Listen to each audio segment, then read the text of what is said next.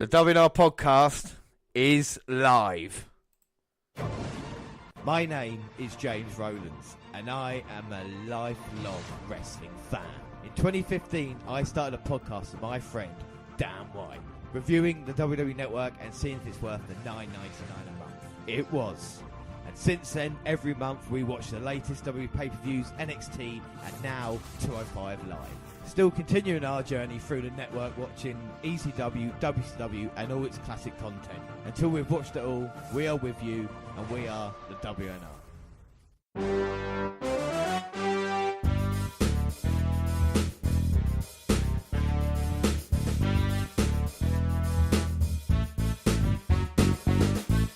Yes, hello. I'm James Rowlands, and as always, I'm joined by Dan White. And it is the WNR133 today, part 1, episode 133, and we are live for the WWE Survivor Series 2017 event. But before we get any further, let's do the alternate intro for this show, and it is the 2nd of the 3rd, 2015, Monday Night Raw 1136. Ladies and gentlemen, my name is Paul Heyman. I'm the advocate for the reigning, defended, undisputed WWE Heavyweight Champion of the world, Brock Lesnar. Sorry, I couldn't help myself. I came here tonight to the rancid city of New York to set a record straight, to address the rumours and shoot from the hip. So here we go. Yes, it's true. My client, Brock Lesnar, will be at WrestleMania. Believe that. My client, Brock Lesnar, will be anywhere he damn well pleases before WrestleMania. My client, Brock Lesnar, will be anywhere he damn well pleases after WrestleMania, and he will be there as the undisputed WWE Heavyweight Champion of the world, because my client, Brock Lesnar, will be his champion for as long as he damn well pleases. I think that's Paul Heyman talking about Brock Lesnar. I'm not sure, but I wasn't that sure, but yes, it was either Brock or Block Lesnar. Yeah, okay, right. One little mistake, but still, we are live, so anything can happen here. Dan, are you excited for Survivor Series tonight? Not as excited as you was last night, but we'll get into that. Yes, what we talk about right now, because we are coming out of NXT TakeOver. We're not going to give away any of the predictions that we gave last night. But it was a travesty of justice. Did you enjoy TakeOver? I thoroughly enjoyed it, yeah. I think we best get out of the way with addressing the elephant in the room. And that is because everyone knows how much of a big fan of Drew McIntyre you really are. And, you know, you met him when we was on the Independents. He's a shirt of yours. And, you know, you are a huge fan of his, even from when he was back in the 3MB. And... I've always followed him, and yeah, it was a hiccup. But why did we get knocked down? Is to pick ourselves back up again, so we can look forward. I mean, apart from that, the rest of the card was fantastic, wasn't it? So, well, even that match was great, and you know, you even admitted it straight after. Yeah, no, it was. I tell you something, it was the best NXT title match that we've seen this year. Of everything we saw in-ring wise, they really did deliver. But it's not about NXT TakeOver, it's about Survivor Series. But I should say thank you for everybody who listened last night. We had over 5,000 of you tuning in to our live show and all the NXT coverage that happened. And we hope you're doing exactly the same here tonight. As the WWE Network have started their kickoff on their show, we're doing ours. And the main difference is basically ours is fun. Hopefully everybody can have a laugh, you know, we haven't got... No, we haven't. Shawn Michaels is on the panel, but we've got a lot else. We've got games. We've got latest episode 205 live. We've got the news. We're going to run down the card and everything in between.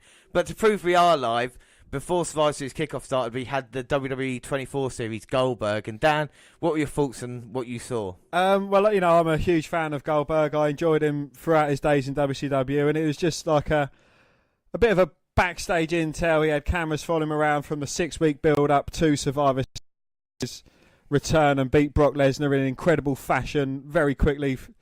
And then, you know, it was great seeing him training, and we noticed that he's always got a cut on his head.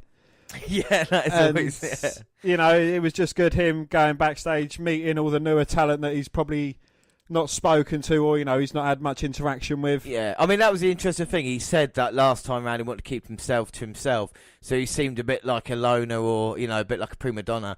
Like he said, this time round, going there, meeting everybody, giving everybody a handshake and a hug, and actually enjoying this experience this time round.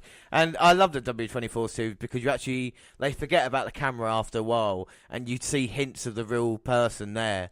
And I think it's really, really good. And also, another interesting program starting tomorrow after Monday Night Raw is the WWE Network. It's the 365, a whole new series, and it's a year in the life of a WWE wrestler, and it's Kevin Owens. A new series that started. Yeah. That's got to be quite interesting. I mean, we will be having a look at that, of course. But it is Survivor Series, and talking about Survivor Series, moving on. Kalisto versus Enzo Amore is the only title match at Survivor Series, and it got pushed back to the pre-show instead of being featured on the main card. Well, this is hardly the first time 205 Live superstars have been relegated to the Kickoff show, but it seemed like that trend stopped after they were given a prominent placement on the TLC and No Mercy pay-per-views. Well, regardless of where view, it has the potential to steal the show. Unfortunately for Kalisto, Amore's biggest strength is his promo ability, not his wrestling ability. But before the luchador faces the loudmouth, let's take a look at everything that happened in this week's episode of 205 Live.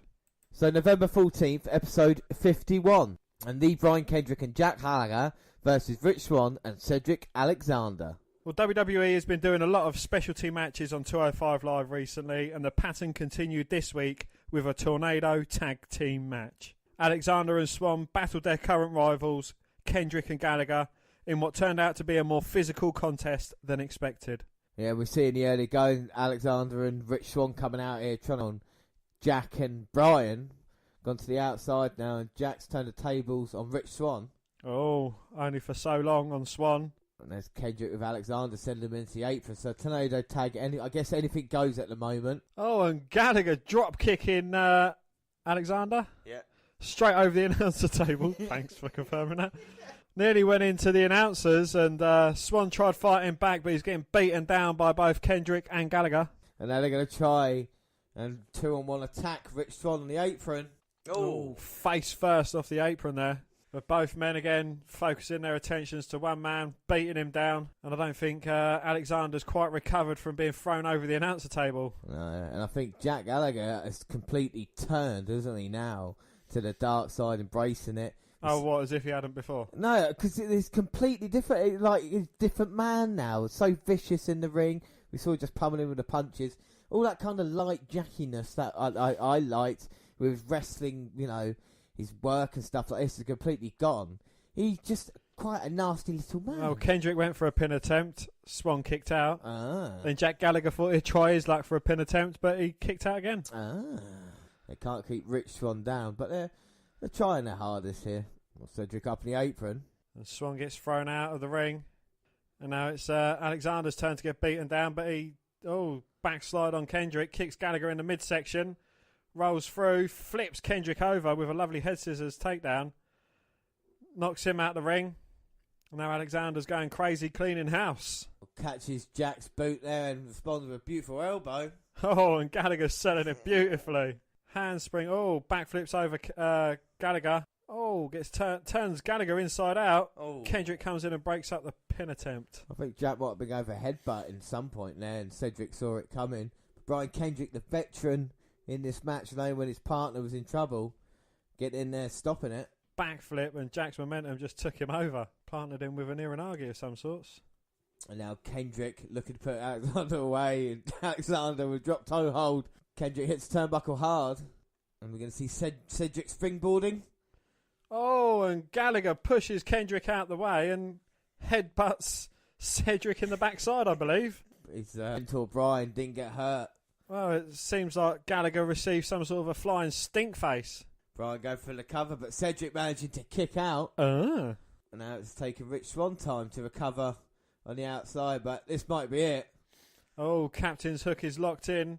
He's got Alexander's head wrenched back. Well, Cedric can only hold on for so long before he has to tap. Oh, but he gets caught by Gallagher. And Gallagher's got an armbar on Swann. Alexander looks to be fading fast. Look at the visual of Jack as well. Oh, I haven't seen this in a while. The old arm check. Ah!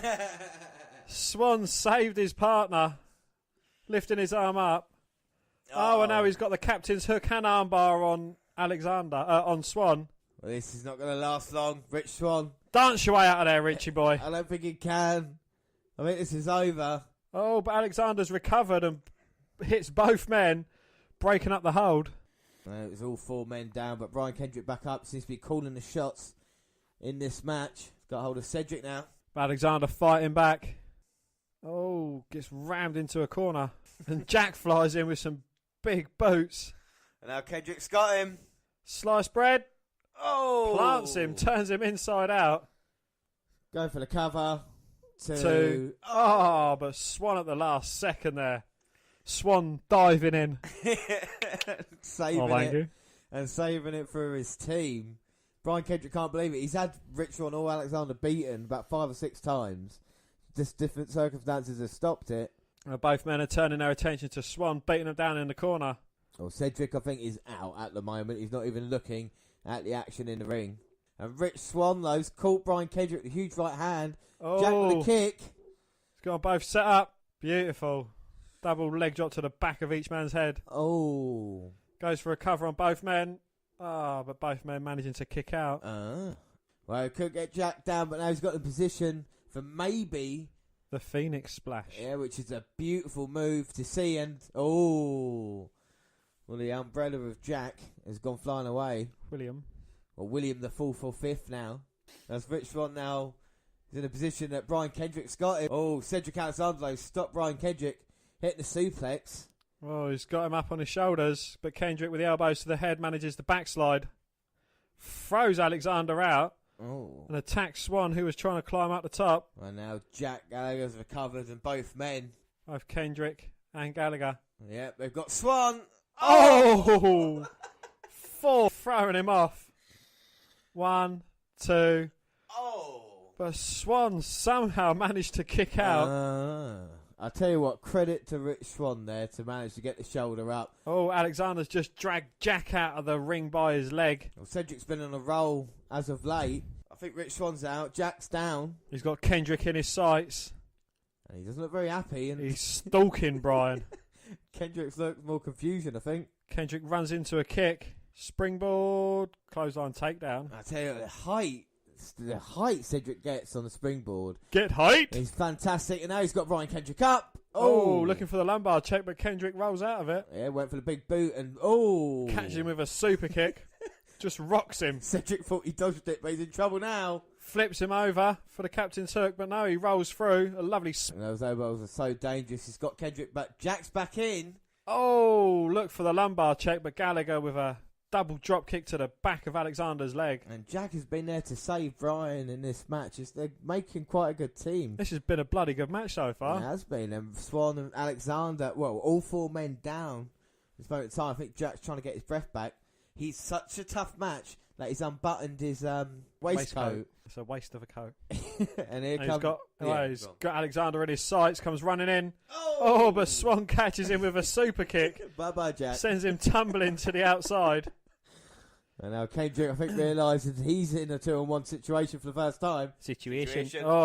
But Swan dives through the middle rope with a lovely spinning DDT on Gallagher. Lumbar check to Kendrick. There we go. 1, 2, 3. Wow. And a mere 5 minutes ago, we thought both these men were going to tap out. But no, Alexander gets the victory. They do. Fantastic, lumbar check to end it there. Both teams gelling. I don't know if it's just a case of them being, against each other the past couple of months or something like this, but you can see a chemistry growing between the two. And there was a few moments there. I think a really, really good match. Yeah. Well, everyone was more focused on throwing punches than flop. But Swan and Alexander couldn't resist a few risky manoeuvres. I'll tell you something else. Vic Joseph and Nigel McGuinness clearly had no idea Alexander was going to fly over the announce table after Gallagher drop-kicked him. But they recovered like pros. Yeah, well, as you were saying, both these teams have developed great chemistry in recent weeks and would make great additions to the Raw or SmackDown tag team division. They could chase the tag team titles while they wait for a shot at the Cruiserweight belt. Yeah, most definitely. And the spot with the dual was them. The crowd didn't seem to appreciate the drama of the moment, but it came across great on television. Yes, and did you know, James, that Charlotte won on SmackDown, Alexander won on 205 Live, and that's two hometown heroes winning on the same night? It might be a record. I think that is a record. Usually they like to, have them lose and embarrass them in front of the hometown. But the next match is Ariya Daivari versus Mustafa Ali. Well, before the match got started, Daivari gave a promo talking about how much Amore has helped the entire cruiserweight division since 205 Live. Well, with his shit performance in the ring, he's making everyone else look a million times better. Yeah, without a shadow of a doubt.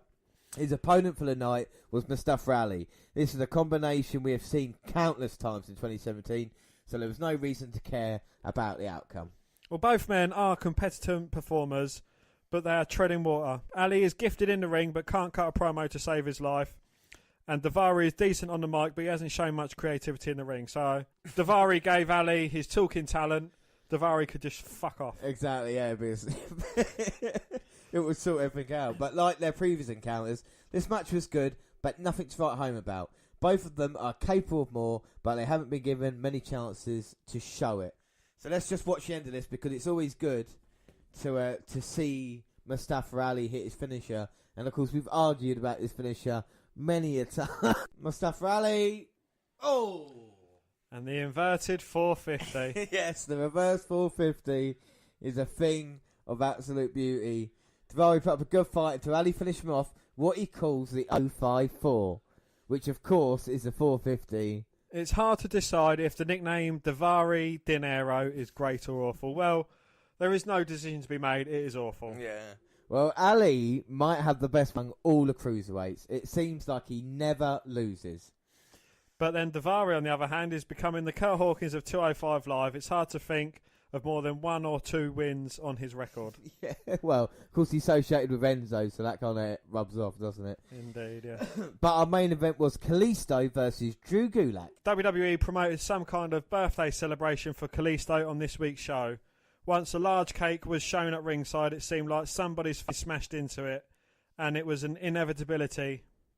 Well, thanks to Amore and all the party favours at ringside, this bout included a few pointless and ridiculous moments, but the hijinks was kept at a reasonable level. Drew Gulak ended up dominating most of the match, which was a pleasant surprise compared to his usual booking.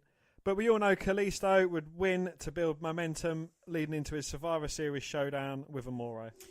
I'll tell you something, the difference between Gulak and Enzo is Gulak Can wrestle. Gulak, well, not only... Oh, well, okay, there's a lot of things then. Not only can he wrestle, but just in the comedy aspect of it. Whereas Gulak, what he says is funny, and he doesn't really try to be funny. It's that kind of character he's portraying. Yeah. Compared to what Enzo does, who he thinks he's funny, but he's actually just a dickhead. Do you know what I mean? It's kind of an obnoxious guy who tells jokes, talks loudly and shouts and thinks he's hilarious, laughs at his own jokes, compared to the guy that just, little comments here and there and actually gets a genuine laugh.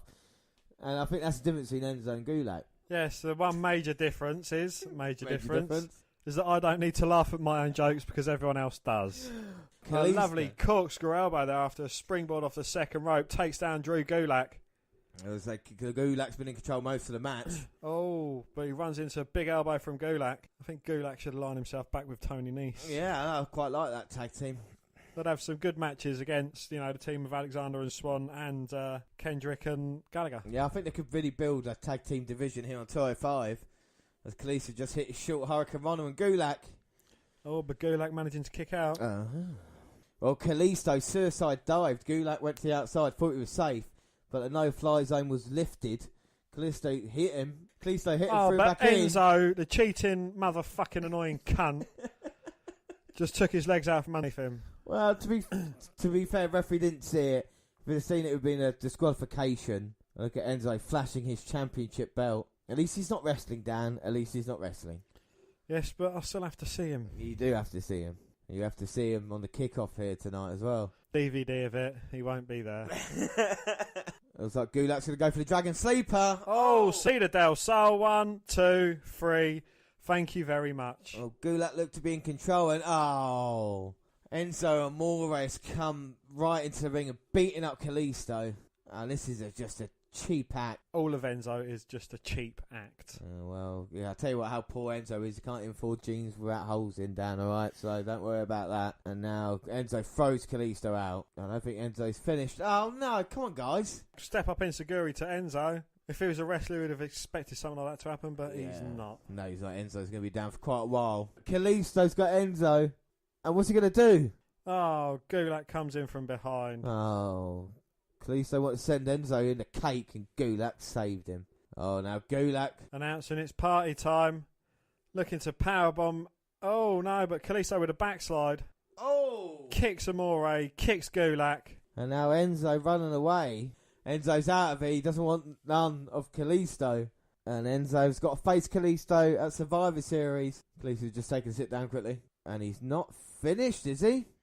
No, he's running backstage. He's going to get him some more of Enzo. Well, they're just telling us that the Survivor Series kickoff will be Enzo versus Kalisto. Enzo saying no cake for him, and they got the cake there. Oh!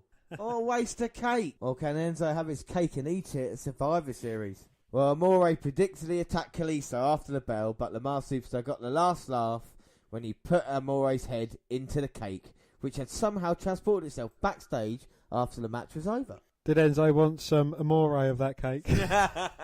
Gulak's understated comedic genius is becoming one of the best things about 205 Live every week.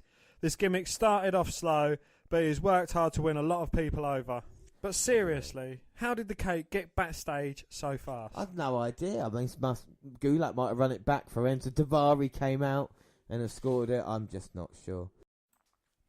Right, so that was 205 Live, and we just found out, they just tweeted, or Shane McMahon did, is that Natalya will be making up the Miss Women's SmackDown elimination match. I mean, it's not that much of a surprise. I was hoping for a little bit more, though, weren't you? Yeah, definitely. But, you know, she put up a good fight against Charlotte, so she probably deserves her place in the team. Yeah.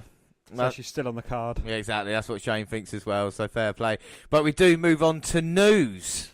Yes, Jennifer Hudson has obtained a protective order against former fiancé David Utunga after the pair called time on their 10-year relationship.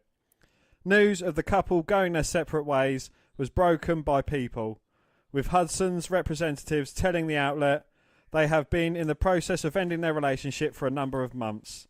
The statement continued to reveal that Dreamgirls star Hudson was granted the protective order against Utunga in the best interest of their son, 8-year-old David Daniel Utunga Jr. Well, further details of why Hudson was granted the order have not yet been revealed. Labelling the protective order meritless, Rizzo claimed that Hudson decided to go down that route in a bid to get custody of her and Utunga's son, after it became apparent to Miss Hudson that Mr. Utunga would be the parent granted residential care of the child as a result of Mr. Utunga being the child's primary caregiver, while Miss Hudson pursues her career all over the world. As a result of Mr. Utunga's career in the WWE, Miss Hudson felt she could give an award-winning performance in court to portray herself as the victim. The statement continued. Mr. Utunga had never abused or harassed Miss Hudson or their son, and it is unfortunate, especially in today's climate, that she would feel the need to make these false allegations against him. Mr. Utunga looks forward to his day in court and in being awarded residential care of the party's only child. Well, Hudson has yet to respond to her ex-statement, and Utunga popped the question to Hudson in September 2008 after less than a year of dating, and the pair welcomed son David into the world in August 2009. But now we've just found out WWE announcer David Utunga will miss Survivor Series due to the custody battle with Jennifer Hudson over his son. A former in-ring competitor as well, Utunga first made a mark in WWE as part of the popular Nexus faction in 2010, a group made up of participants in the WWE's inaugural season of NXT. That NXT was, of course, a long way from its current identity as a developmental brand, and was in some ways more of a reality game show with wrestling matches. Utunga was suited for this, being a former reality star at the time. Other names to come out of this version of NXT include Daniel Bryan, Wade Barrett and Heath Slater. Well, Utunga's in-ring career never really got off the ground post-Nexus, although he did briefly hold the tag team titles with John Cena. By 2015, Utunga had officially retired as a wrestler and transitioned over to a position as a WWE announcer. Following the 2016 brand extension, Utunga became part of the SmackDown announce team. He would then be moved to Raw in 2017 Superstar Shake-Up, and due to his acting commitments outside WWE, Utunga was eventually replaced by Booker T and Raw, and Utunga became a pre-show panelist before pay-per-view events on the WWE Network. But my point is, the only reason Utunga was kind of hired in the first place was due to his relationship with Jennifer Hudson. Do you think now Utunga has got a future with WWE? Well, you know, we've never really been here or there with David Utunga.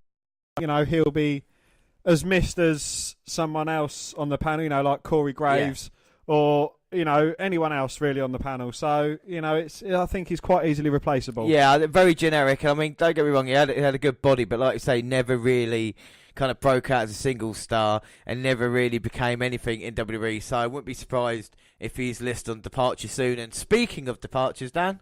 Yes, James, the chinless wonder, Ellsworth, has been let go from the company. Ellsworth's final involvement with the promotion saw him lose an intergender match to Becky Lynch before his belle, Carmella, ended their on-screen relationship after several weeks of humiliating her crony. Well, Ellsworth, under the ring name of Jimmy Dream, was a regular on the independent circuit for over a decade before he was picked up by WWE. After a few appearances as part of Adam Rose's partying entourage, he was a memorable squash at the hands of fellow former Rosebud, Braun Strowman, which endeared him to the WWE audience and the successful one-shot deal blossomed into a one-year contract, and the new cult hero was drafted to SmackDown, where he remarkably interfered in the WWE title picture involving Dean Ambrose and AJ Styles. When the novelty eventually wore off, the erstwhile jobber was repositioned as the perfect lackey for the obnoxious Carmella. Yeah, Ellsworth took to Twitter and said, "Thank you, WWE, for letting me live my dream. Thank you, fans, for all the support. I'll continue to prove that any man with two hands has a fighting chance." And now WWE stars up and down the roster are reacting to the surprise future endeavouring of Ellsworth. Matt Hardy said, "Classy statement. Be very proud of what you accomplish. Pretty Jimmy. Very few performers get to live the WWE dream. Chin up, figuratively. Strong, keep moving forward. See you down the road, pal." Dolph Ziggler said everyone's favourite underdog quietly and humbly lived his dream on TV, gave others hope, did what was asked, made friends along the way, and almost became world champ. Gross. You are what is wrong with pro wrestling. Real Ellsworth. Good riddance. P.S. I'm taking my finisher.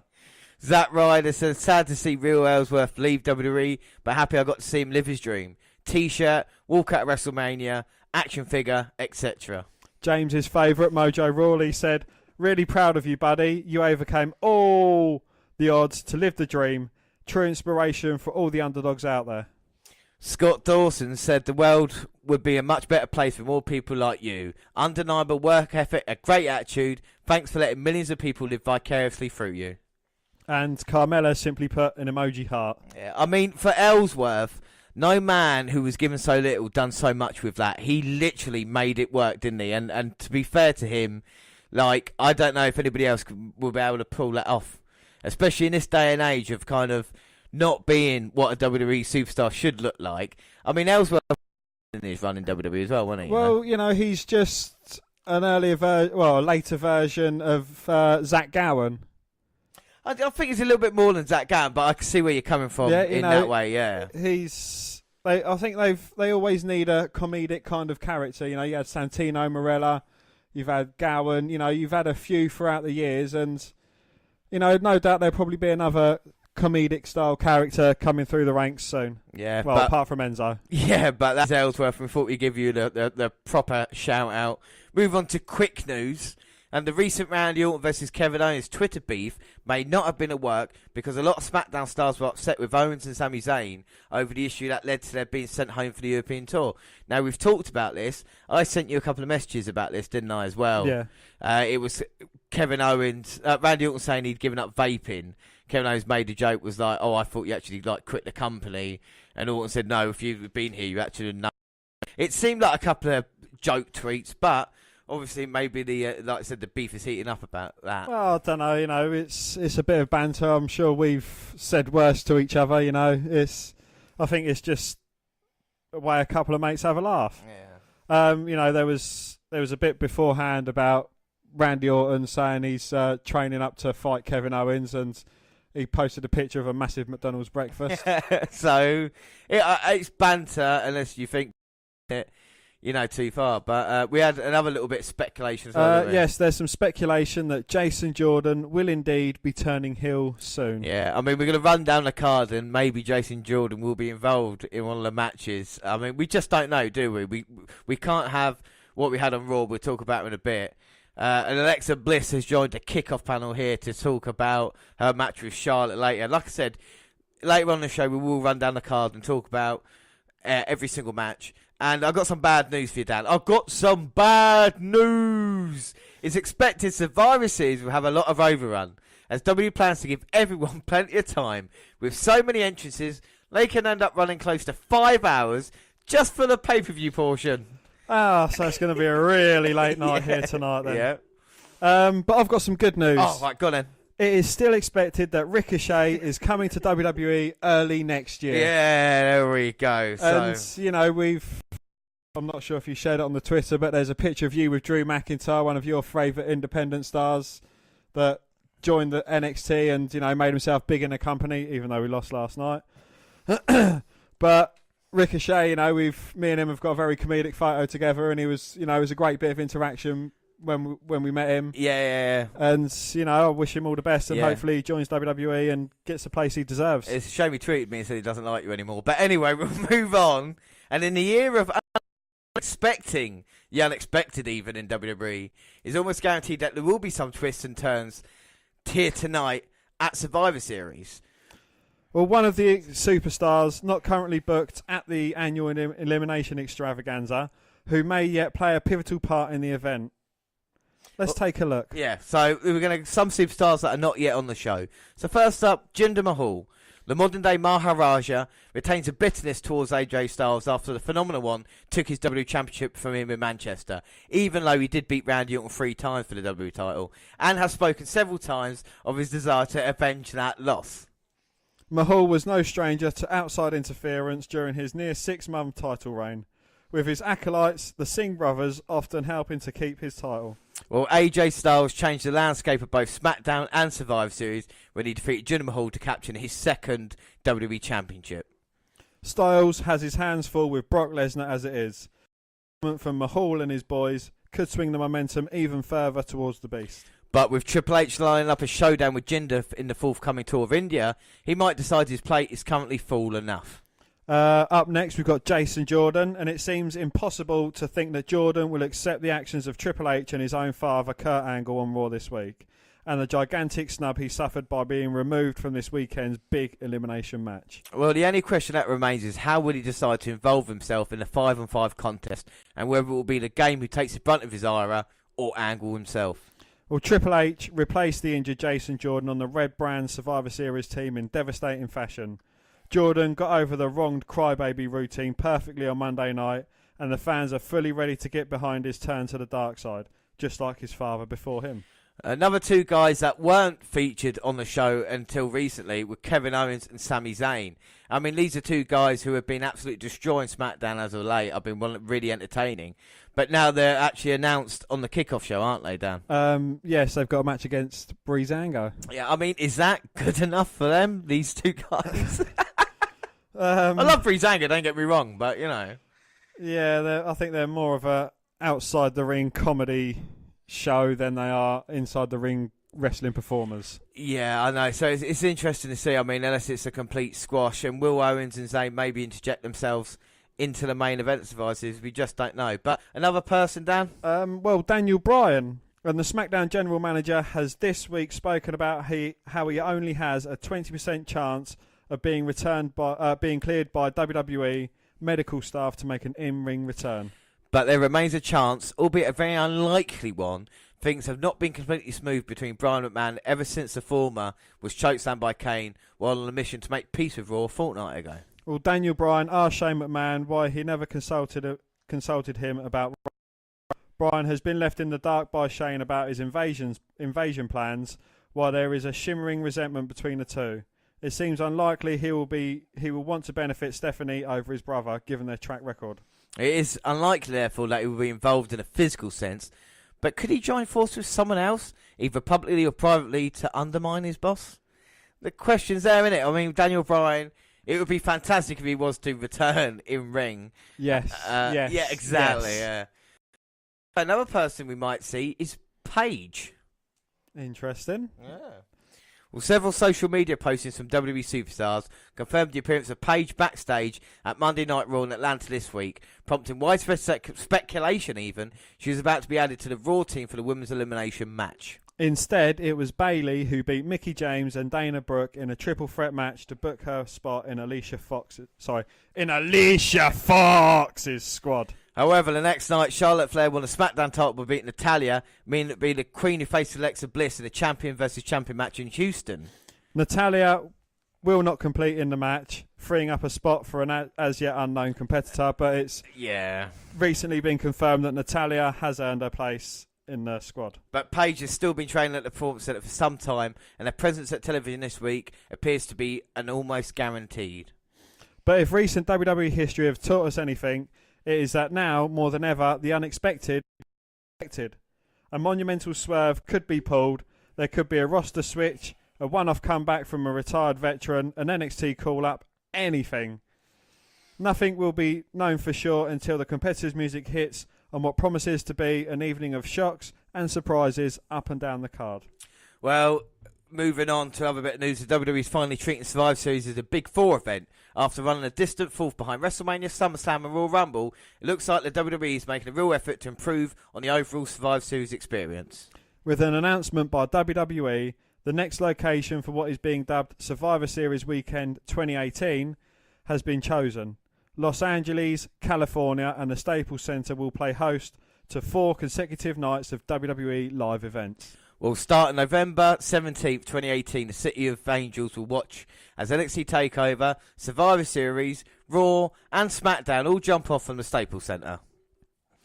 Additional details, ticket and sale information and travel packages will be announced in early 2018. So you have roughly 365 days to get hyped. Are you ready for Survivor Series in 2018, Dan? Well, there's a lot going to happen in between there and now and then, so, you know, I'm not going to build it up just too much just yet. No, but as the second longest running WWE pay-per-view, it's nice now that the Big Four are being treated as Big Four events, and we keep them separate from the B shows that we have. All right, so we move on, and we've got some shout-outs. And first up, Dan, do you want to start us off with a shout-out that people have written in? Yep, Brian Green, what was the point of the Shield getting back together? I think that's a really good question. If you look at it, what is the point? Well, it was originally for TLC. Yeah. And then, you know, now they're going to go against New Day. I understand what he's saying because the Shield of old, they wanted to be the hounds of justice. They was just running through everyone. They was intimidating, and now they're just, sticking up for Kurt Angle? Yeah, I know. It's kind of weird, isn't it? They're being used in this way. What is the reason? Are we... Does it really matter at the moment? We're going to see a Shield, and that's cool, but what are the purpose of the storyline? Is it just so Ambrose maybe turns heel down the line, or just something for Roman Reigns so he can get cheered? You know what I mean? It's a bit weird, isn't it? It is, yeah. But anyway, Tracy Patton said the women's elimination match will steal the... It certainly has a potential. We've seen some great women's matches, you know, of recent, and seeing 10 of the best women's superstars, well, aside from Alexa Bliss. You know, it could be a very interesting match, and yeah, you know, it definitely has the potential to steal the show. Yeah, with all, like I say, the 10 women involved, I hope it is, you know, Asuka gets to show how dominant she is. But like I said, we'll talk about that match in a little bit. Should say at the moment, because obviously this is live, we in the ring right now, Elias Sampson strumming away at his guitar. He's scheduled to face Matt Hardy on Kickoff, is that right? He is indeed, yes. So that match, we're just going to let play in the background. What you can do, go on the WWE Network, have Survivor Series on, turn the volume down, and of course listen to us on in the background, because we're doing shout-outs. And the next one, Dan? The Dark Heart, and he says, hope The Undertaker shows up tonight.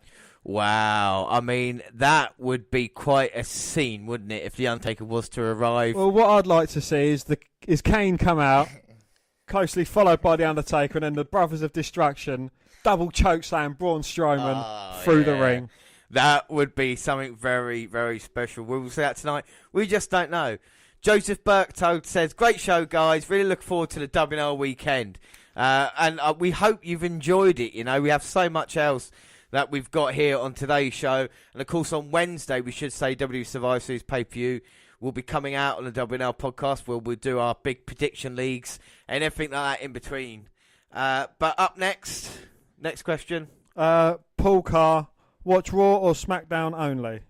Oh, so I guess he means pick between Raw or SmackDown if you could only watch one.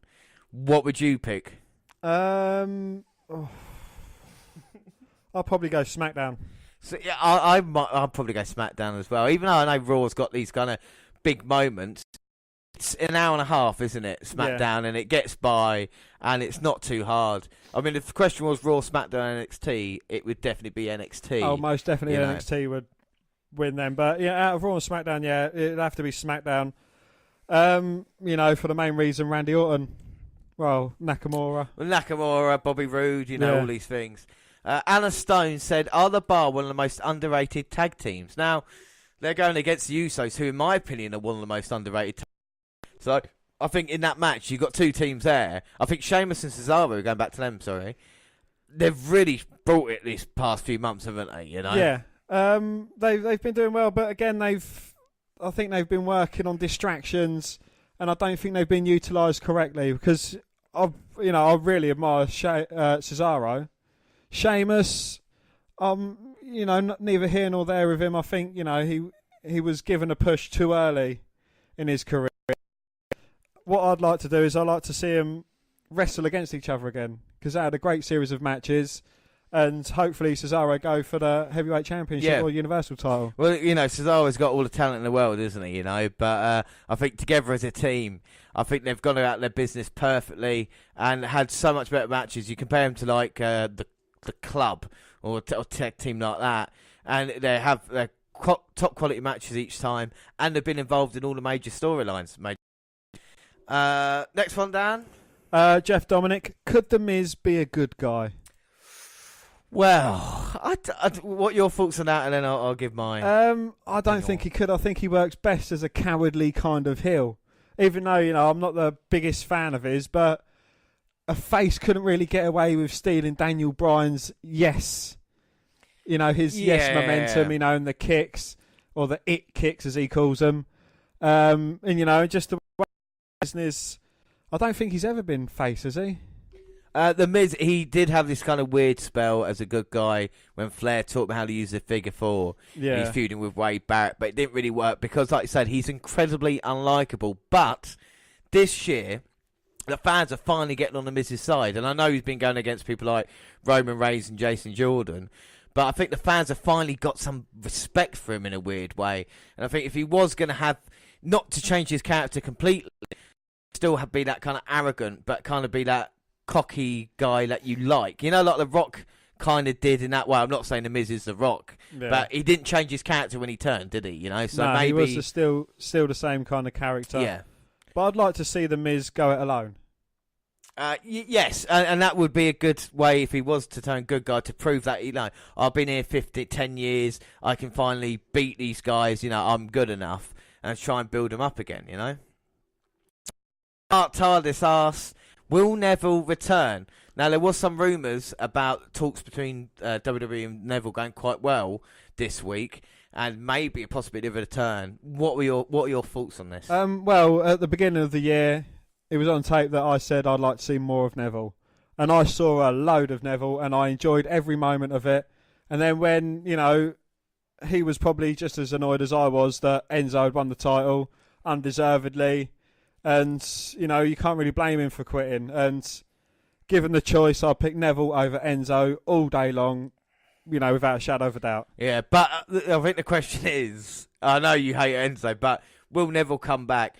Very rarely do we see people walking away or, not showing up for their jobs and then coming back after a while. It doesn't usually work out. CM Punk most famously walked out. We have seen it recently, Nia Jax coming back, but that's because she thought she could get away with it. She was told by The Rock, if you're not happy, walk away. Whereas Neville, he's probably just really frustrated by it. And unless they're promising that you're going to come back into the card, have a viable, pay-per-view match viable feuds. I don't think Neville's going to do it. He's going to look at the success of people like Cody Rhodes and everybody on the independents and think, well, I can do that. You know what I mean? So yeah, or he could have a shave, come back and be a face. Yeah. So it depends what they want to do with Neville, really. I have got a couple of more shout-outs I like to say. First off, Kenny Parrish wrote in, this is from today, and said, James, are you over Drew's defeat last night? I am not, and I don't think I'll ever be. Right, Kira Knight. She says, I wish Dan would have picked Bliss because of her talent rather than her looks. Now, Dan, can we please respond to all these comments we're getting, thinking you base women on their looks? Can you just explain Alexa Bliss for everybody? I don't know. I like Alexa Bliss's attitude. I like the way she is. I like the way she goes about business. I think she's great in the ring as well. It's not solely based on looks. And, even though I do have a soft spot for her, I just think she's a great in-ring performer, and her general character is brilliant. I mean, and this is the thing that I think you have to be careful now as well, is the fact is, because she is attractive, you're given a chance because of that, or do people think, oh, you're going to make a decision because of what she looks like? If she looked like Piper Niven, would you be, an advocate for her? And as we proved on the Mae Young Classic, we were saying how great she was, and all these women in the past. We did the top 25 women in the WNR podcast. There's one thing, it's not sexist, because we've proven over time that we actually treat the women with respect, and we did that way back when we started in 2015 on the. We treated the women's matches seriously, even though there were still divas on WWE television. We talked about the NXT women's division. We talked about Alexa Bliss last year NXT. So anybody wants to go back and thinks it's just because she's come up to the main roster, go back and when her and Camilla were on NXT and what we talk about them then, Indeed, yes. Dan also talks about tight whip body of Randy Orton. We don't have anybody writing in and complaining about that. Indeed. See. But anyway, no, because obviously we get all the positive comments in the world, but sometimes we get a couple of negative ones. And I just, Kieran and I, you're obviously a listener to the WNL podcast, and we respect you for your comment in. If you've got anything else to say, we don't mind responding. And finally, Rich Boyle said that the entrances for the main event will be worth the price of admission alone. And I think he's probably right, Most definitely, yeah. Well, you know how we like our themes, and James is a big fan of Bobby Roode's glorious theme. We both like Shinsuke Nakamura. I like Randy Orton's entrance. So just for the Raw versus SmackDown match, I think it's going to be. Well, we're just going to turn the music up loud and probably just listen to their entrances and not listen to the rest of the match. Yeah, no, I think it will be glorious. Of course, I've got the glorious button with me, so yes, I am going to use it. At the moment in time, we should say on the live show, it's Matt Hardy versus GPD. So shall we do it now?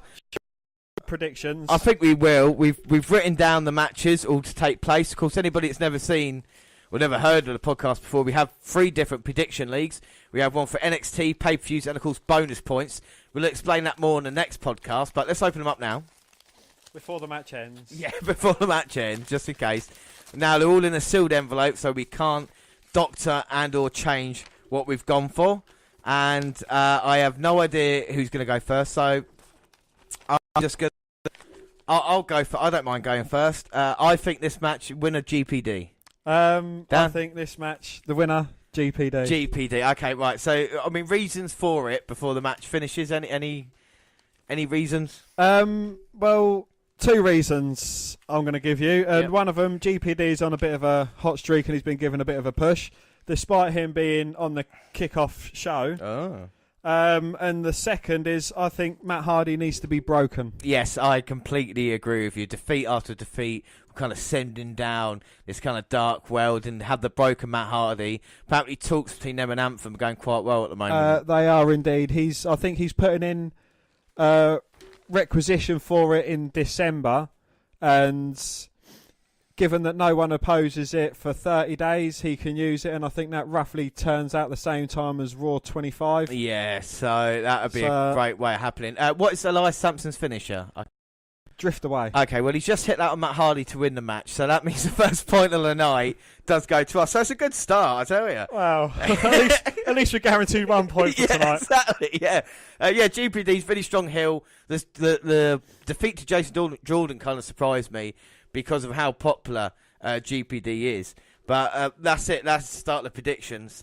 Before we move on, because we are going to talk about Raw and SmackDown, but actually, I want to move on to games, because I do enjoy the games that we do. So we'll do Raw and SmackDown in a minute. So, games, we've got a couple here. We've got one for me, one for you. Now, we're going to bring back one of these games that we started so many episodes ago. It's become its own machine, basically. And yes, we are working on T-shirts. And it is back here tonight. Ladies and gentlemen, it's Elephant or F1. So, Dan, I will be playing this game. I'm only going to ask for one because I know how difficult it is. Vocal chords, and they've not quite recovered from singing Alistair Black's theme yesterday. And anybody who didn't believe what Dan just said, you can listen to it next week when it gets released, and you can hear him singing. I think I'll do a very good version of it. You do a brilliant version of it. But okay, so one Elephant or F1, Dan. Well, I don't know. I don't know what you're going to do. I don't know. We're live here. Well, I've written one down. Right. And I'm going to go for it. Okay. Are you ready? I am ready. Take it away. Oh, wow. Now, it could be a really fast elephant, but I'm going to say it's F1 car. Dan, can you please show me? It is F1. Yes! Yes! I'll tell you what that was. Glorious! Yes, I won F1 or elephant. Thank goodness. All right, Dan. Well, it's your turn now, because last night we played Guess the NXT Tune on a live kickoff. Yeah. 5 out of 5. What I've got 3 songs lined up here, or 3 entrance themes. I'm going to play one for you, and you're going to tell me what it is. Please wait until I've played the whole track so we can get a definitive answer. Okay. So first one. Here we go.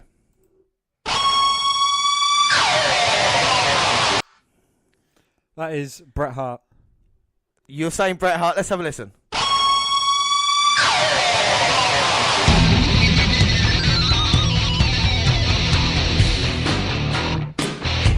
I'm sorry, it's Natalia.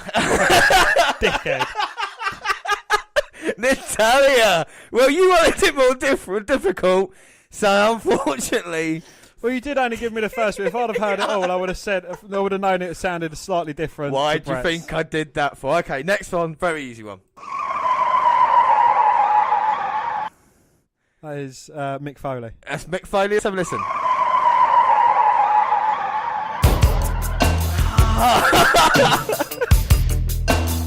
That's Razor Ramon, Dan. I'm sorry. Razor Ramon. 0 for 2. Right. Third one, can you pull around? Guess that tune. Here we go. Third and final one.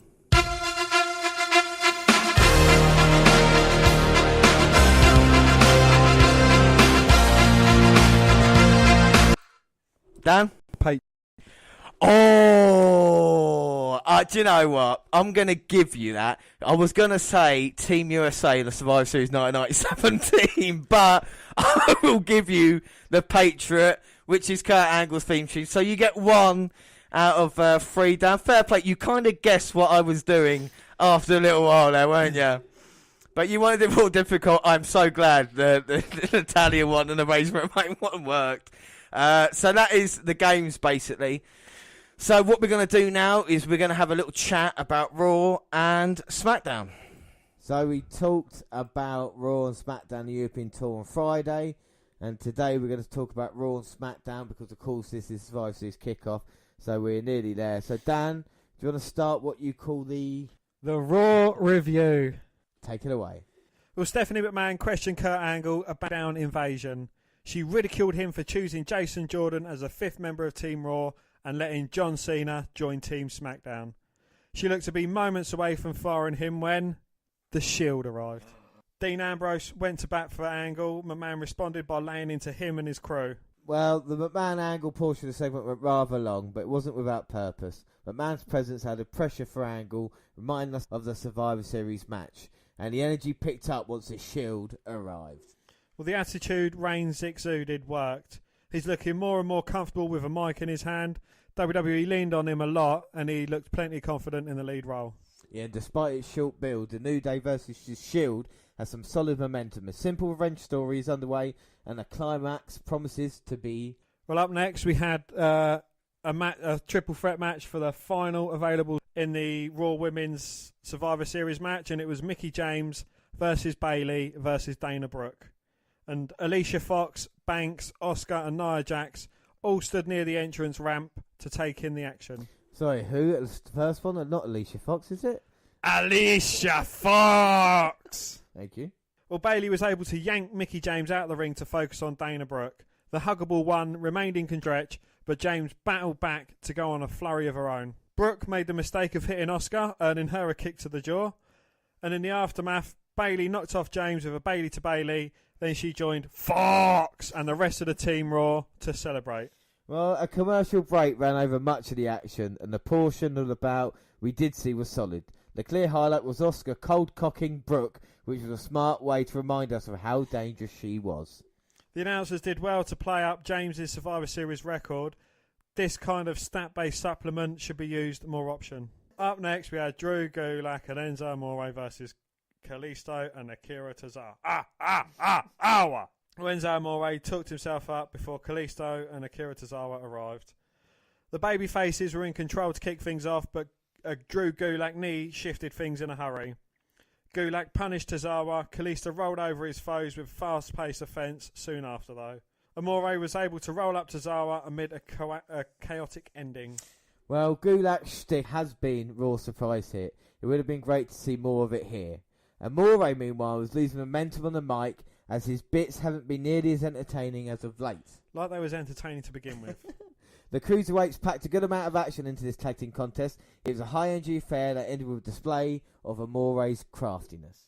Then up next we had The Miz, Cesaro and Sheamus, and they bask in their own greatness. The Miz dismissed Baron Corbin, boasting about being better than his Survivor Series opponent. Cesaro and Sheamus bragged about their title win, and the champs trashed the Usos. Well, this segment dragged badly. No one had much material to work with, and they had to stretch it out. It all seemed to deflate the audience. The upcoming champion against champion match is going to be good, but WWE failed to sell it properly here. Cesaro having to do interviews while wearing a mouthguard is a bad idea. It would be a vastly better idea to reinvent him as a silent killer while his teeth heal. Do you know why he's constantly wearing the mouthguard? Why? Because he's wearing braces, and they don't want them to be seen on TV. Really? That's it. Well, that is it. There was a rumour going round. Rumour has it that Vince McMahon found the way he was talking to be funny of an inside joke, and he wanted to run with that. And I wish that was true, but it's because he's got braces. Up next, we've got the newly promoted member of Team Raw's men's SmackDown team, and that was Jason Jordan going against Bray Wyatt. And the match began with a stalemate, but Jordan was able to overpower Bray Wyatt. He suplexed the Eater of Worlds around the ring. An errant dive outside, though, left Jason Jordan hurting.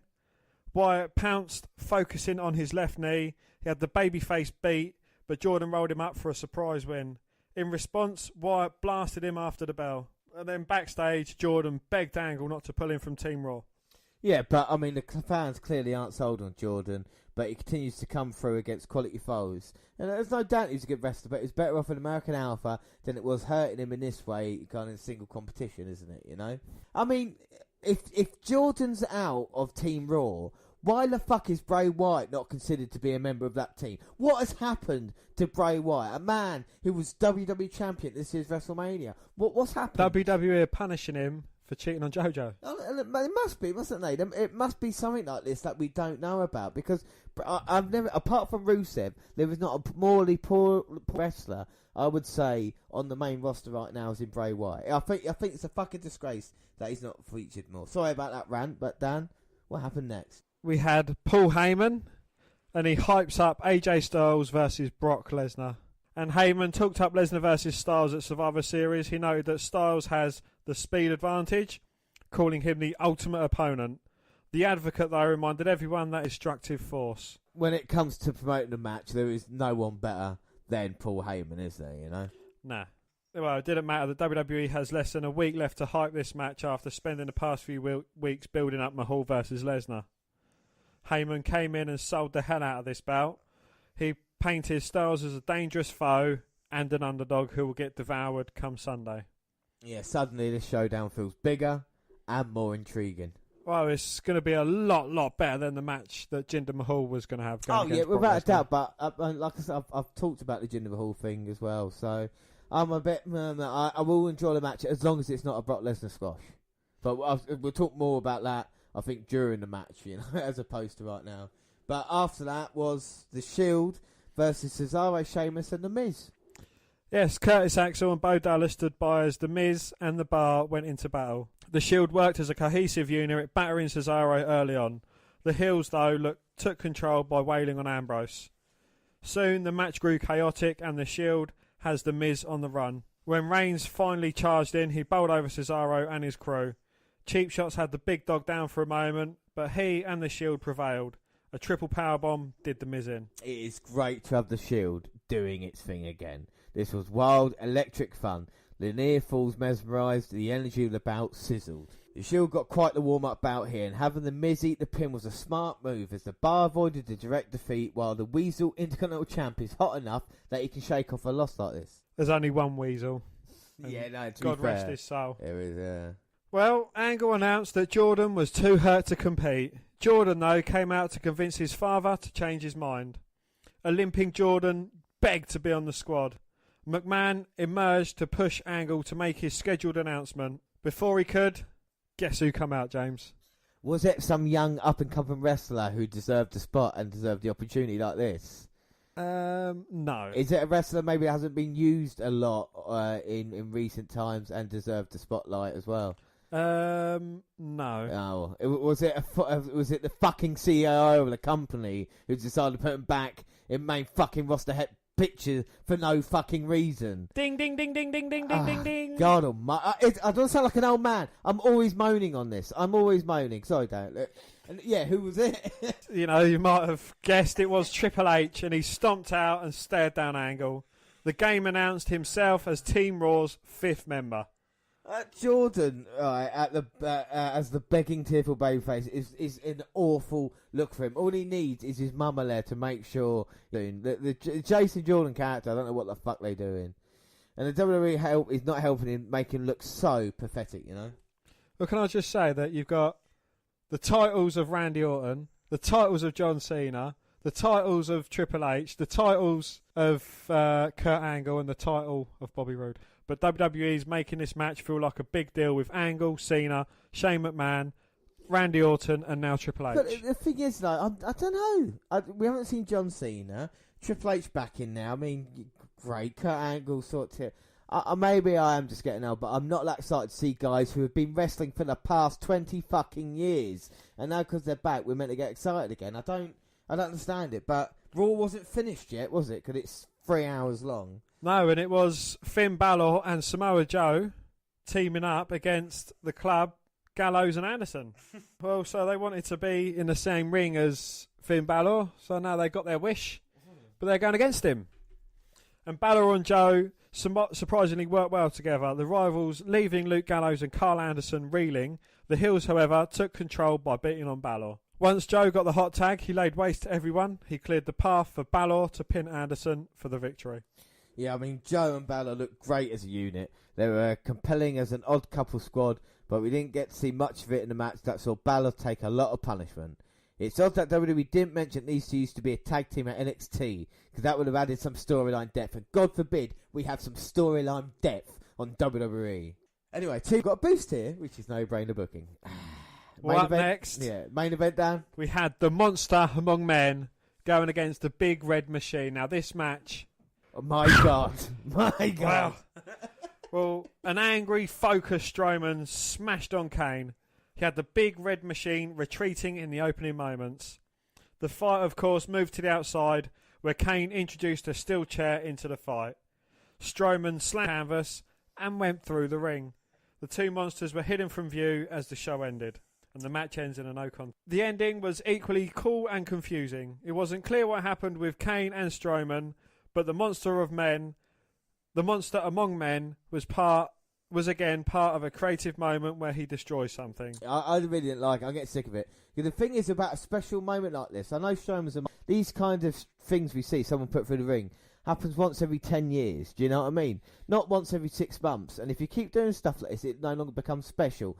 And I know Strowman's done a lot of things, put people through stages, put people through fucking cages and that. But at a certain point, it becomes a bit ridiculous when you try and think of these things. Why don't you have him winning matches and have him, going for a title and look competitive against Brock Lesnar rather than losing after one F5? Why don't you do that instead? WWE continues to treat Kane and Strowman as special attractions because Kane is still, the kind of the big red machine. Anyway, what did you think of Raw this week? It wasn't too bad, I suppose. Who would you rather have seen on Team Raw? Would it have been Triple H or would it have been Jason Jordan? In all honesty, it would have been Jason Jordan. Yeah. Because it would have something interesting, younger guy, having maybe turned with Kurt Angle or something like this, and at least having a chance to go against these names. Whereas Triple H has faced all these guys, apart from, Nakamura and Rude, apart from them. But I don't know. We're going to talk a lot about it, when we run through the cards in a little bit. But now we move on to Tuesday night. WWE Smackdown, and you call it, Dan? The Smackdown summary. Take it away. Well, we start off with a Daniel Bryan promo. Well, Bryan kicked off this week's show to a thunderous ovation, discussing the attitude and the heart of SmackDown Live. He speculated that Triple H was added to Team Raw because the Red Brand is embarrassed and desperate with the 25th anniversary of Raw coming up. Bryan vowed SmackDown would counter Raw's attack and stand tall, which is why he is proud to bleed blue. Bryan introduced WWE Champion AJ Styles to a thunderous ovation, and the general manager mocked Paul Heyman, introducing his client Styles to the WWE Universe. Bryan put over Styles, playing up the idea that Brock Lesnar is big and strong, but he cannot match the phenomenal one's smarts, stamina or heart. Styles agreed with Heyman's assertions from Monday night that he is the underdog. He embraced the role, but vowed to leave the winner Sunday night at Survivor Series when he meets the Beast Incarnate in singles competition. Well, Bryan countered Randy proclamations and put over the traits that will allow Styles to beat Lesnar Sunday night. The WWE Champion accepted his role as the underdog, never suggested he can hang with Lesnar's size and furor, and did just enough to put over a match that is literally only 2 weeks in the making. But then we had a fantastic championship match next. Yes, of course, we had the United States Championship match. Again, the winner would go on to Miz, and that was Sin Cara versus Baron Corbin. And Sin Cara challenged United States Champion Baron Corbin for the title in a match weeks in the making. Back from the break, Sin Cara exploded back into the match with a fiery comeback. A springboard body block put Corbin down for 2, and a moonsault to the arena floor had the champion reeling. The Lone Wolf, though, was able to thwart the challenge of his top contender and score the victory, earning himself a trip to Survivor Series. He will battle Raw's The Miz. Well, for a match that received the build-up it did, guess what? This was somewhat of a disappointment. Sin Cara in particular failed to maintain the intensity he'd shown in weeks past. With that said, the Masked Superstar was allowed to shine him in defeat, getting the signature stuff in before succumbing to his opponent. But I don't know if you saw that video of Sin Cara injuring his leg, or looked like having a difficult landing. So maybe he's suffering something, but because he's actually getting a push right now, you stick with it and obviously not, fully fit. But anyway, Corbin versus The Miz, after everything that's been set up to this point on social media, it's really the only option. I mean, it can only be that. Yeah. And up next, we have another title match, and it is the SmackDown Women's Championship match, Charlotte Flair versus Natalya. Charlotte had the opportunity to dethrone Natalya just days before Survivor Series. If successful, she would cash her ticket for a showdown with Raw's beautiful Alexa Bliss, and Natalya would join Team SmackDown to battle the Red Brand. The number one contender controlled the action early, forcing Natalya to the sanctuary of the outside, heading into the commercial break. Charlotte continued to dominate the action until an ill-fated figure eight attempt that Natalya countered by kicking her opponent face first into the middle turnbuckle. Natalya tried for the sharp. Charlotte countered into a roll-up. An exploder suplex in the corner followed, but the Queen of Hearts was able to escape the ring. It did her no favours as Charlotte blasted her with a kick to the face at ringside. Charlotte climbed onto the guardrail, but Natalya grabbed her and delivered a powerbomb into the steel post. Her back racked in pain, Charlotte screamed as she inched towards the bottom rope while trapped in the vaunted sharpshooter. She finally grabbed the rope and forced the hold to be broken. Charlotte fought her way and scored the title, defeating her longtime rival with the figure eight. After the match, Charlotte dedicated her victory to her father, Ric Flair, and promised to make the beautiful Bliss bow down to her at Survivor Series. Down. The Nature Boy made an appearance after the match to a huge ovation, congratulating his daughter on her victory. Charlotte and Natalya seemingly incapable of having a bad match, always delivering a quality performance when the lights are brightest. Charlotte winning the title has been expected since she arrived on SmackDown Live, but executing it here in the hometown of Charlotte, North Carolina was a smart move on the part of WWE Creative. Having her father there to witness her victory was even better, as it allows the company to play to the buzz surrounding the recent 30 for 30 Nature Boy documentary that aired on ESPN. While the multitude of title changes appeared deliberate and well thought out, this was one that made sense and was executed to perfection. Up next, we've got Chad Gable going against Jimmy Uso. The Usos cut a promo about Sheamus, Cesaro and their match Sunday at Survivor Series. Jimmy Uso battled Chad Gable in a singles competition, putting himself at the risk of an injury just days before the huge showdown with the Bar. Gable controlled the match coming out of the break, but Uso was able to dodge a moonsault and plant him with a super kick. A Samoan drop and running hip attack nearly earned him the victory. Gable fought back into the bout, delivering a rolling kick before sending Jimmy face first into the turnbuckle. Gable blasted an interfering Jey Uso at ringside, only to turn around and eat another super kick. This one enough to put him down for the count. Well, Jimmy Uso's victory allows the tag team champions to roll into Sunday's show for their match with Cesaro and Sheamus with a bit of momentum, while simultaneously laying the foundations for a showdown with Gable and Shelton Benjamin, wherever that program heats up and takes off. The action here was strong. Gable demonstrated an intensity he has not had the chance to show since his main roster call-up, and to the point that commentator Todd Phillips called attention to it. More of that will be a welcome addition to his performance. The main event for SmackDown was The New Day versus Kevin Owens and Sami Zayn. And days before a hotly anticipated showdown with The Shield, The New Day headlined this week's show, battling Kevin Owens and Sami Zayn in a high-profile tag team main event. The New Day cut a promo ahead of its showdown with Roman Reigns, Seth Rollins and Dean Ambrose. The group cracked jokes about dogs versus unicorns before Big E said New Day had never betrayed or turned on each other. A nice reminder of the fact that the Shield has fractured once before. New Day, represented by Xavier Woods and Big E, frustrated the heels early. But an alert Owens pulled Woods to the floor, delivered a running senton to seize control of the belt heading into the break. Owens isolated Woods, trapped him in a side headlock. The hot tag allowed New Day to fight his way back into the match. Woods launched himself over the top rope and onto Owens, while his partner set Zayn up for a big belly-to-belly. The match stopped and opponents stood side by side as the Shield's music played and the trio hit the ring.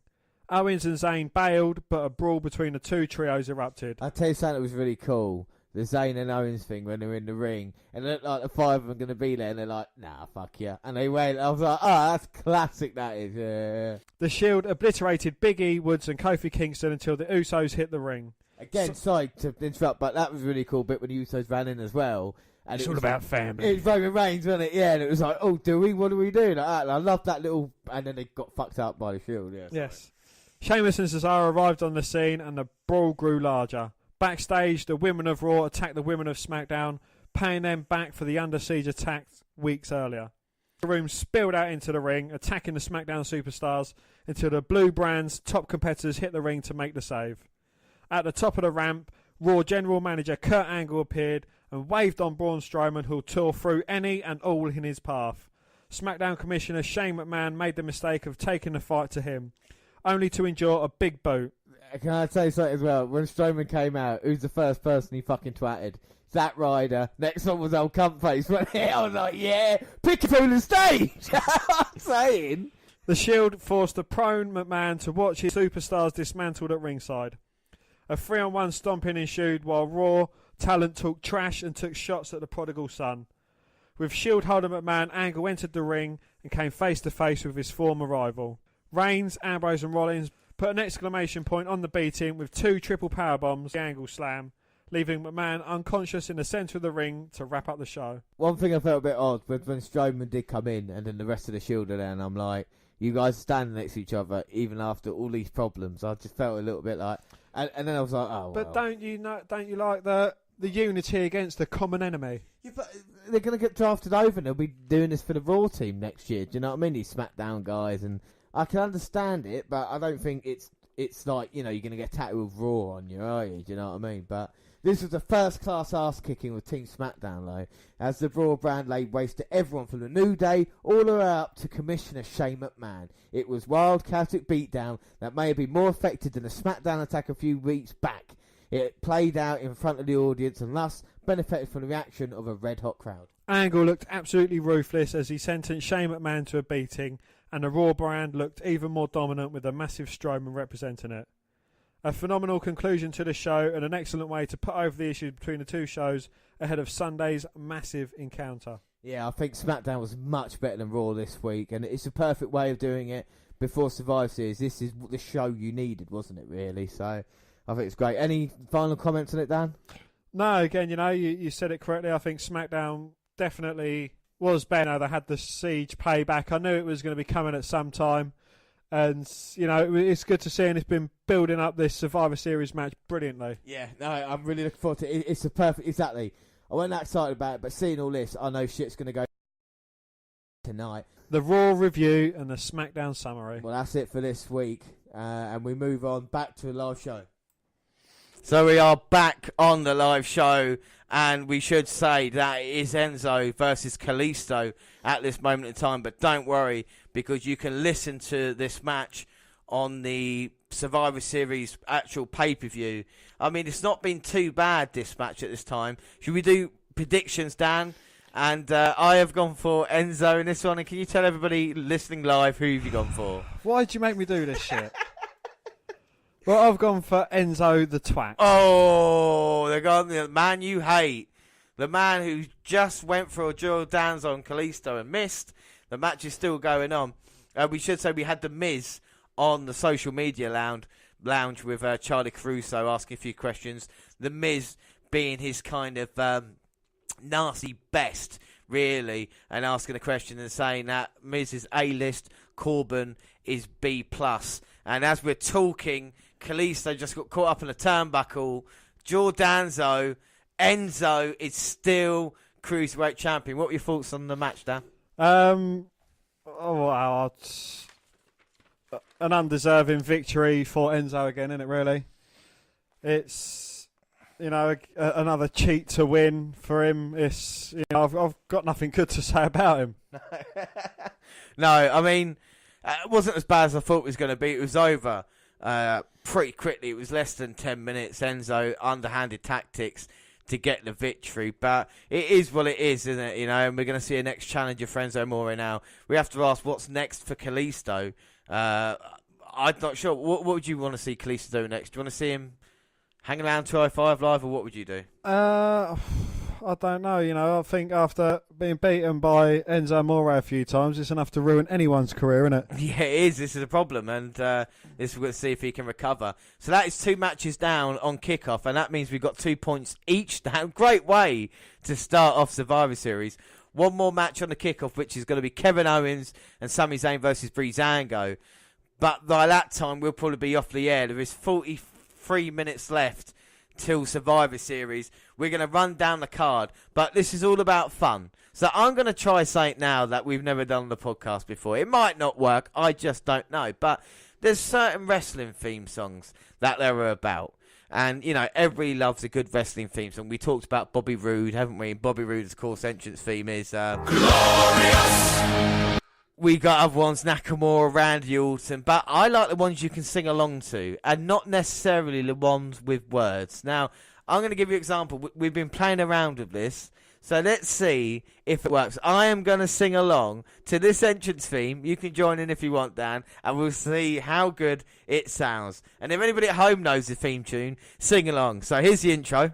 So, everybody recognises that? Alberto Del Rio. It's Alberto Del Rio. And you're thinking to yourself, okay, but how can you sing along to that? Well, I found a way, ladies and gentlemen, that when you're in the shower, either tomorrow or the next day, you'll be doing this. This is the extended intro for Alberto. Yeah. I'm ready, Dan. I'm ready.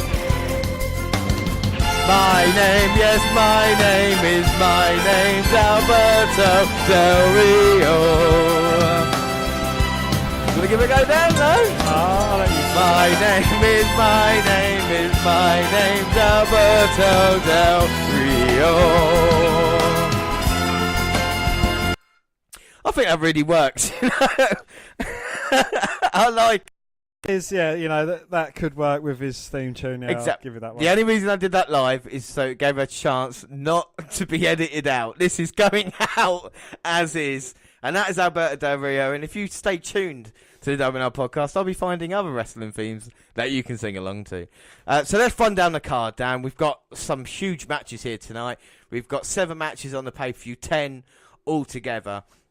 So if we just pick a match, and then we'll do what we did last night on the NXT TakeOver, just talk about it. So first match you want to pick and talk about, Dan? Well, I'm going to go for the team warfare, and that is the Shield versus the New Day. We had the question earlier, why was the Shield formed? Why was it brought back together again? And, is it a perfect matchup for the Shield versus New Day? I think it is. I think when you think of two teams over the past maybe 5 to 10 years, that big impact in the WWE, I think you have to look at the Shield, of course, the way they are, and of course you look at the New Day as well, and what they've been. The New Day so successful. No one thought they would be as successful as this. 4-time WWE Tag Team Champions, and with the Shield involved, it's two teams you want to see. I'm a bit disappointed about the amount of build-up we had. It's only come together recently. Maybe that's in point of Roman Reigns, with his or not being able to make it. To be in this match, I want to see the Shield be dominant in this one. And I want to see a kind of where to go with the Shield as well towards WrestleMania, if they are going to be a unit, because Ambrose and Rollins are no longer tag team champions now, so they don't really need to be together. Could this be the last time we see the Shield here tonight, Well, as including Ambrose and Rollins being a tag team and Roman being part of that? Yeah, exactly. Is this the last time that we see them all together? Questions that are going to be interesting to see later, and is there a possibility maybe a New Day turn? Well, potentially. But, with the New Day as a unit, have they been arguably more successful than the Shield? I think if you look at it, you maybe say, yeah, the New Day have been more because successful. They've had the longest title run of modern day era, the longest tag team title run ever, I do believe. Yes, yeah, the longest modern, the tag team title, they beat Demolition's record, didn't they? So they've got all that going for them. You would obviously say single success for the Shield, but we're not counting that, are we? We're counting it as a group. And I think you're right with the New Day. It would be really interesting to see what they do. I'm expecting it to potentially be a match of the night. I think we saw what the New Day did with the Usos and Hell in a Cell a couple of weeks back, and we know how good the Shield are. So I think it's going to be really, really interesting. Yeah, same as well. I like seeing teams working together as well, and I do think the Shield will probably work better together. They've got more big dogs, so to speak. But again, you can't count out the New Day because they've overcome a lot of odds. They had a very impressive title run, as we mentioned, and they've been together throughout their entirety, as opposed to the Shield, who've been together, broken up, got back together again. This is one of the things that New Day said as well, as we talked about. They said they've never turned on each other, unlike the Shield, so you have to ask yourself questions there. All right, we'll talk about champions versus champions. Alexa Bliss versus Charlotte. Do you think that's a good match? Not really, no. Why? Because I don't really see Alexa Bliss's chances in this match too well. Charlotte, she's just won the title. She had a very impressive pay-per-view streak a little while ago. She's just got the good news about her father getting a lot better, so I think that's probably going to go in her favour. Not that it really should count for much, but it's going to. Yeah. And yeah, it might surprise us and be a good match, but I'm looking more forward to in the women's aspect of the women's Raw versus SmackDown match. We'll get on to that in a second, but I think with Charlotte and Bliss, you've got two of probably the two biggest women's stars last year. Alexa Bliss managing to come over to Raw, become a SmackDown and Raw Women's Champion. When you thought it was going to be Charlotte, I thought it would be Charlotte as well that would do it. She has obviously done that now. But I think credit to Bliss to kind of fight through the 4 horsewomen that there's been there, to fight through all this kind of thing and still be on top. I think, yes, with her against Charlotte, Charlotte will be the favourite in this match. But I think Bliss can show that she does belong. And anybody who thinks maybe, you know what I mean, this won't be a good match, I think we might be surprised a little bit. But yeah, we'll move on then to talk about the Team Raw versus Team SmackDown women's match. Why does that excite you then? Well, one name that stands out, and that's Asuka. I think, you know, hopefully if they book it right, she's going to show her dominance in this match. It's going to be a bit of a tough match. I'd like to see a Nia Jax versus Tamina Snuka standoff. Because, you know, they're both like the kind of destructive forces, so to speak. And, you know, it'd be good to see a stare down between them two. And, you know, inevitably, Lynch and Fox might, you know, come to headers as well, being the captains of their respective teams. But, you know, in an ideal world, I'd like to see Fox, Jax, Banks and Bayley get eliminated. Asuka just completely wiping Lynch, Carmella, Naomi and Tamina off the map. Really. Yeah, I completely agree with you. You know, and Natalia as well, sorry. Yeah, fuck Natalia. No, we've talked about it, and it's like Asuka needs to be dominant in this match. Even a loss for her, count out or anything like this in this match, will take away from the kind of Asuka kind of dominance that we know and love. She needs to put in a performance, but I do think that we are going to see Becky Lynch put in a hell of a performance in this match as well. She's been on a bit of a roll as of late, and we saw her earlier on the kickoff show kind of rousing, you know, trying to get the troops ready for this match. I think Becky Lynch is going to play a vital role in it. Well, if Lynch ends up going against Banks or Bayley, you know, that could be quite an interesting turn of events as well. Both, you know, they're friends, and, you know, there's obviously been a lot of animosity in the SmackDown Under Siege and Raw Under Siege moments, and they've taken turns beating each other up, and, you know, just seeing it all blow up, really. Yeah, no, there's so many stories in especially, it'd be interesting to follow. We talk about other matches. I mean, Baron Corbin versus The Miz. Are you really excited about this one? Again, it's not really one that tickles my fancy. They've had a good bit of build-up for it. I think throughout all the matches, the build-up for this one has probably been the best, you know, aside from Styles versus Lesnar, because you've got Paul Heyman's aspect in there. Yeah. But, you know, going a bit personal over Twitter and sending each other videos, I think that was good. And, you know, just the whole way that they've come about, like, to the header, really. Yeah, well, exactly. And the question asked earlier, can The Miz be a good a baby face or a good guy? I think in this match he has to kind of be the good guy because Corbin's got obviously the size advantage over him. And I think it'd be interesting to see The Miz in that way. Will The Miz try to be involved, or because of all this kind of Twitter beef that we've seen, will The Miz think he can beat Baron Corbin because he's such a less champion than him, you know? And it'd be interesting where they see if it's the Intercontinental Champion or United States title. That's WWE think more of in this one. You know, at the moment, it looks like if we were going to talk about what's more important, Intercontinental or United States, I think it's definitely Intercontinental title at this moment in time, isn't it? You know? Yeah, definitely. You know, I know US title's gone over to SmackDown and try to build it up a little bit, but I don't know. I think with the IC title, of course, you got all that kind of history with it as well. So I think it'll be an interesting matchup. Go on, Dan, you can pick one. Well, another match that's a heel versus heel team, and that's the Bar versus the Usos. You know, we've seen the Usos kind of reconcile with New Day, and they've called a trousseau between the two teams. Yeah.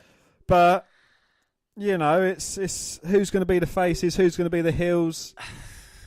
It's going to be difficult, isn't it? Because the Usos can play good guys, even though they've gone down a dark alley recently.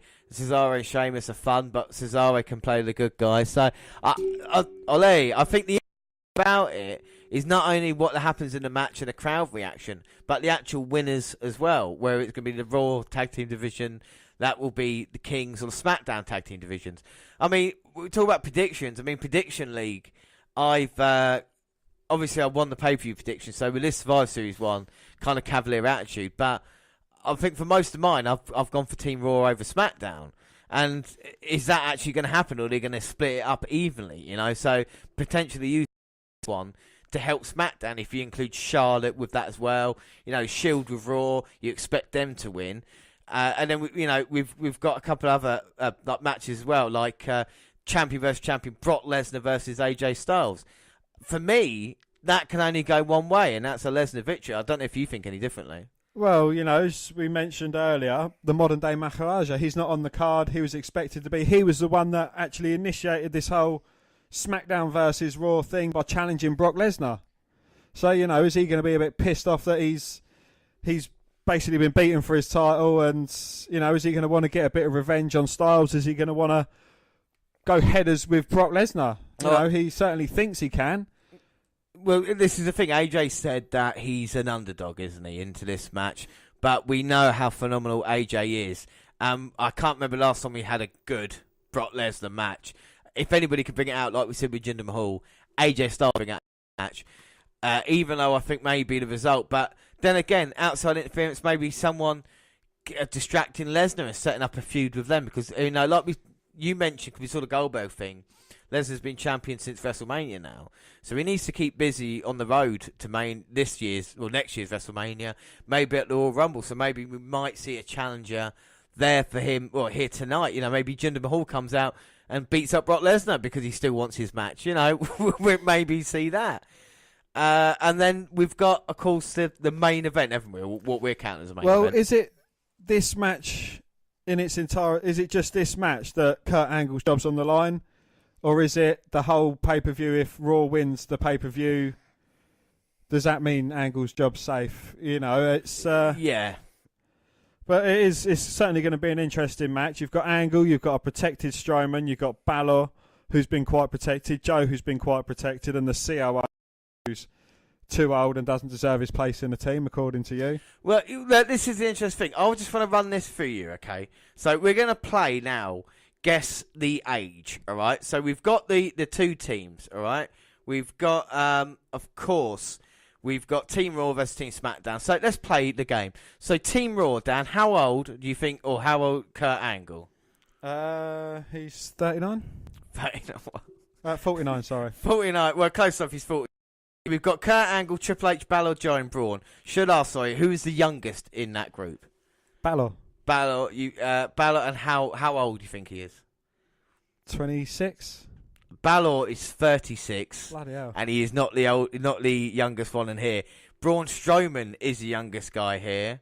28. 34 years old. 34 years old, bloody 34 years old. Samoa Joe, do you want to guess his age? 37. 38 years old. And Triple H? 52. He's 48. So Kurt Angle, Triple H, both 48. You've got a 38-year-old Joe. Balor's 36, Braun 34. Team SmackDown. There must be some young guys in Team SmackDown, Dan. Shane McMahon. How old do you think Shane McMahon is? 48. 48. He's 47. All right. Shane, Orton, Rude, Nakamura, Cena. Who's the youngest in that group? I'm going to go with Nakamura. And how old? 30. You're close. He is 37. He's joint youngest with incredibly Randy Orton, who is also 37. Bobby Roode and John Cena, both 40 years old. Bloody hell. So in this match, you haven't got anybody younger than 34 years old, which is Braun Strowman. The oldest guys are Angle and Triple H. Now, in this era of kind of the WWE bringing up new talent, is that a bit of a surprise? Well, you look at the majority. Miz isn't that young. Styles isn't that young. Lesnar's not that young. Baron Corbin's quite young. The Usos, well, they probably early 30s. Yeah, early 30s. I've actually got ages here. Incredibly, Brock Lesnar and AJ Styles, both the same age. How old do you think they are? 37. Both 40 years old. Bloody hell. So you've got two 40-year-olds going both at champions, it. heavyweight champions. Champion for champion.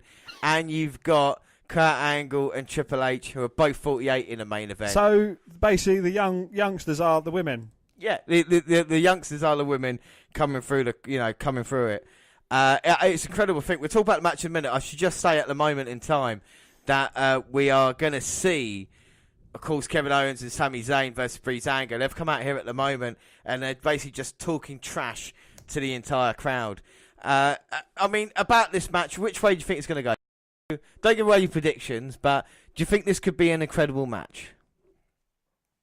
Yeah, it has the potential to be a very good match because, you know, it's got 3 of our favourites on one team, 2 of our favourites on another team, and, you know, some nostalgic wrestler, well, a nostalgic wrestler, Kurt Angle. Triple H, I'm neither here nor there with. I think we've seen far too much of him.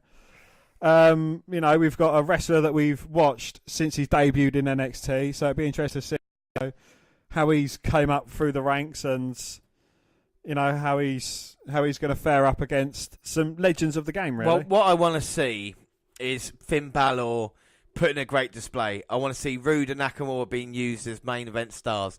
I don't want to see him being sacrificed so we can have, you know what I mean, Cena and Orton versus Angle and Triple H. I think that's pointless, especially with the kind of ages thrown in. Braun Strowman needs to be kind of unstoppable in this match, and I want to see Rude do something like this. With Orton, a quick loss or an elimination in this match won't hurt him. Same with Shane McMahon, and I think it's going to be interesting to see what they do. Will we see kind of Team SmackDown with Strowman as a kind of sole survivor? Will we see any interference? We talk about Jason Jordan. Will he be involved in this match? Will Kane be involved in this match? Will The Undertaker be involved in this match? Well, I tell you what, we're going to do any bold predictions. I'm going to say right now that we will see Kane and we will see Jordan involved.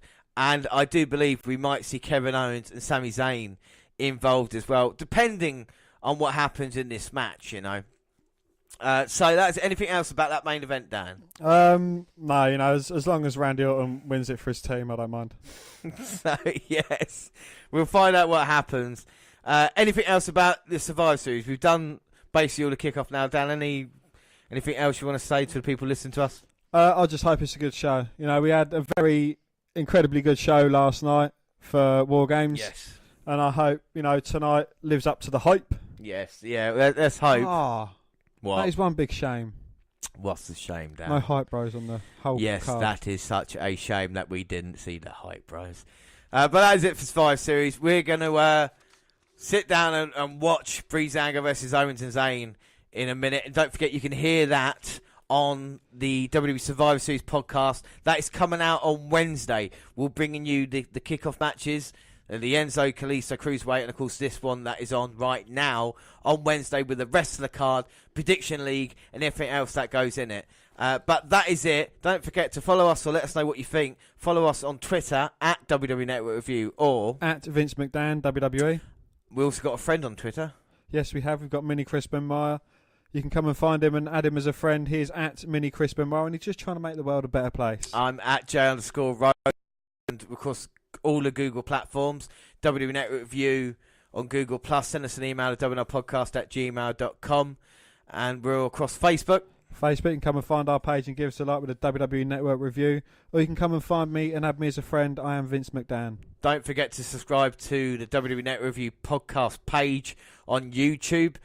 And also, we've got the latest clips going up there at the same time. The podcast go up at the same time as do other places like SoundCloud. On your phone. Thank you for to us on Spreaker Radio, our live shows. Of course, we'll be back January 27th and 28th for our live shows where it's NXT TakeOver and the Royal Rumble. Stitcher Radio, iTunes, where you can download, subscribe, rate and review there. But that is everything. I'm hoping Survivor Series can deliver. I know it's going to be 5.5 hours long, but at least I hope there's a few matches that we can enjoy.